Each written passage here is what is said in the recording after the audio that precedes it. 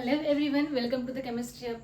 Today we will discuss chemical formula. आता chemical फॉर्म्युलासाठी सगळ्यात important असते व्हॅलेन्सी. व्हॅलेन्सीचा जो व्हिडिओ आहे तो मी आधी घेतलेला आहे, तो एकदा बघून घ्या. त्याच्यानंतर केमिकल फॉर्म्युला कसा कॅल्क्युलेट करायचा हे तुम्हाला इझिली समजेल. आता केमिकल फॉर्म्युलामध्ये काही जे मॉलिक्युल्स आहेत जसं की नायट्राइड, अमोनिया, हायड्रॉक्साईड हे तुम्हाला लर्नच करावं लागेल. याच्यापासून जो फॉर्म्युला बनते त्यासाठी तुम्हाला हे जर माहीत असेल तर फॉर्म्युला इझिली कॅल्क्युलेट करता येते. बघा, नायट्रेट N3, नायट्राइडला आपण N3 असं लिहितो, म्हणजे नायट्राइडला N लिहितो आणि त्याची जी व्हॅलेन्सी आहे ती 3 आहे, तर त्याच्यावर आपण लिहिलेली आहे. अमोनिया NH3 मायनस म्हणजे -1 राहतो, 1 आपण कधी लिहत नाही. Hydroxide OH minus, nitrate NO3 minus, carbonate CO3 2, hydrogen carbonate HCO3, sulphate SO4 2 minus, phosphate PO3 3+3. बघा, एक्झाम्पल डिस्कस करू, त्याशिवाय तुम्हाला समजणार नाही. फर्स्ट एक्झाम्पल घेऊ आपण. सोडियम क्लोराईड, याला NaCl लिहितो. सोडियम क्लोराईड कसा बनलेला आहे? सोडियमची व्हॅलेन्सी किती आहे? +1. क्लोरीनची व्हॅलेन्सी -1. याला काय करणार आपण? क्रॉस करणार. याला काय केलं? क्रॉस केलं. Na1 आणि Cl+1. पण हे जे आहे 1 आपण कधी लिहत नाही, म्हणून याचा जो केमिकल फॉर्म्युला बनला तो झाला NaCl. त्यानंतर कॅल्शियम ऑक्साईड.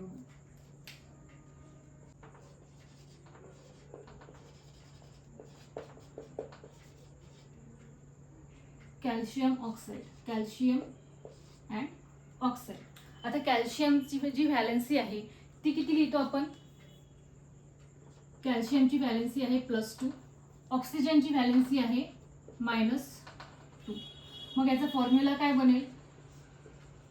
क्रॉस करायचं किंवा सेम आहे तर त्याला कॅन्सल करायचं.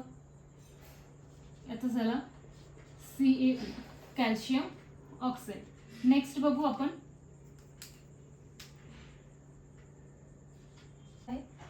Magnesium chloride.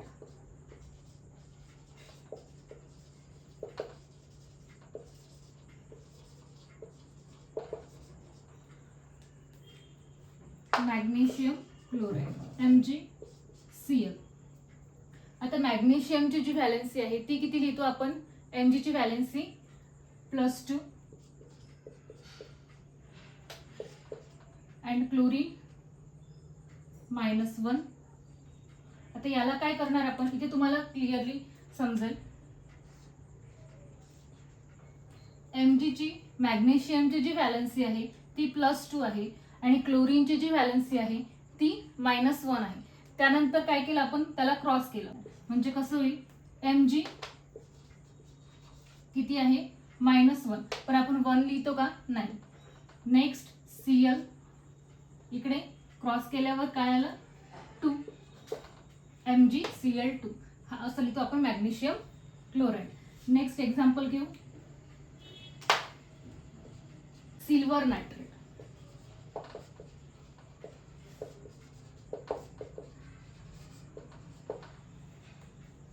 सिल्वर नायट्रेट कसं लिहिणार?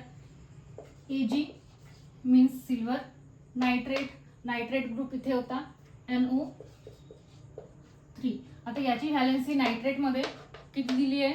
-1. Ag, सिल्वरची व्हॅलेन्सी किती असते? +1. मग याला कसं लिहिणार आपण? AgNO3 जसं तसं. का बरं? कारण इथे जरी आपण क्रॉस केलं तरी अल्टरनेट इथे 1च येणार आहे, जो आपण लिहत नाही किंवा सेम आहे, म्हणून त्याला काय करणार? डायरेक्टली आपण कॅन्सल करणार. नेक्स्ट एक्झाम्पल बघू.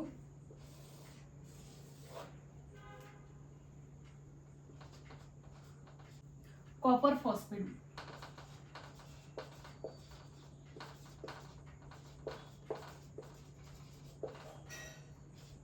कॉपर फॉस्फेट ग्रुप इथे आहे PO3. फॉस्फेटला आपण PO3 लिहितो. आता कॉपरची व्हॅलेन्सी किती आहे? +2. PO3 ची व्हॅलेन्सी ती दिलेली आहे 3 +3. काय करणार आपण? त्याला क्रॉस करणार. क्रॉस केल्यावर काय येईल? Cu3 PO3/2. क्रॉस केल्यावर येईल आपण Cu3. कॉपरच्या खाली फॉस्फेटची व्हॅलेन्सी आणि फॉस्फेटच्या खाली कॉपरची व्हॅलेन्सी. आणखी एक एक्झाम्पल बघू आपण. Sodium oxide.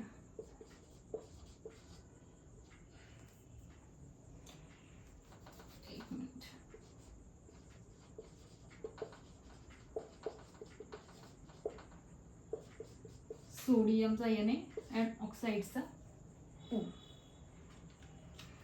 सोडियमची व्हॅलेन्सी किती असते? +2.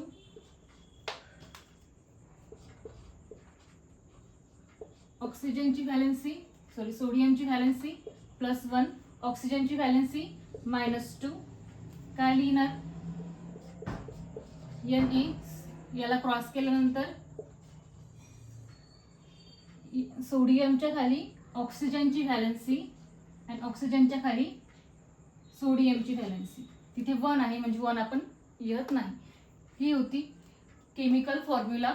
अशा प्रकारे बनतो. जर तुम्हाला एवढे जर ग्रुप माहीत असेल, हे जर लर्न करेल, तर कुठलाही केमिकल फॉर्म्युला तुम्ही इझिली कॅल्क्युलेट करू शकता.